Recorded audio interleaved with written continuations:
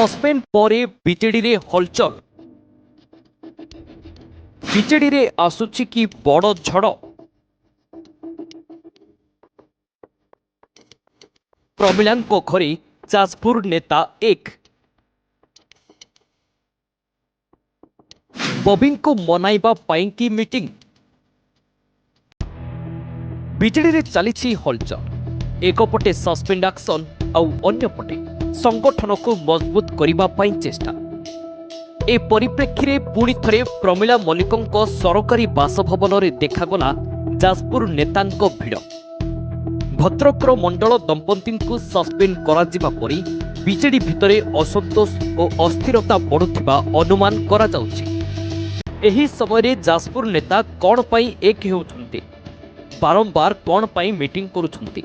जहाकु नै राजनैतिक महल रे चर्चा बढ़ी एही बैठक रे विधायिका प्रमिला मल्लिकों सह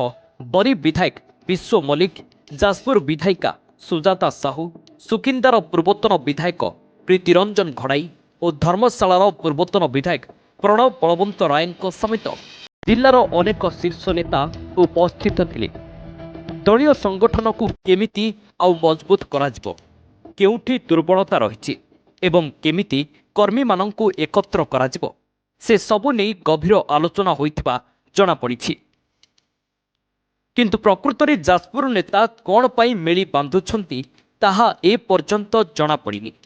किंतु एतिकी अनुमान करा जाउछि जे आगामी दिन रे बीजेडी रे बड़ झड़ बहि पारे कारण राज्यसभा जीवा पाई मन बळाइथिले बबी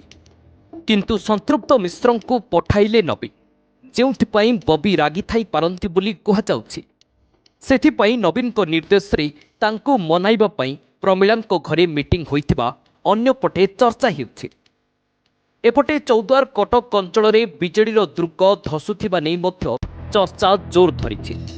खबर मुताबक 80 रु अधिक कर्मी दल छाड़िथिबा कहा जाउछि एहा बीजेडी पाई एक सतर्क संकेत बोली मने करा जाउछि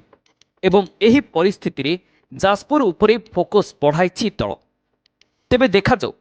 आगामी दिन रे एही बैठक बीजेडी पाई केउ संदेश आणुछि। Bureau report Odisha news now.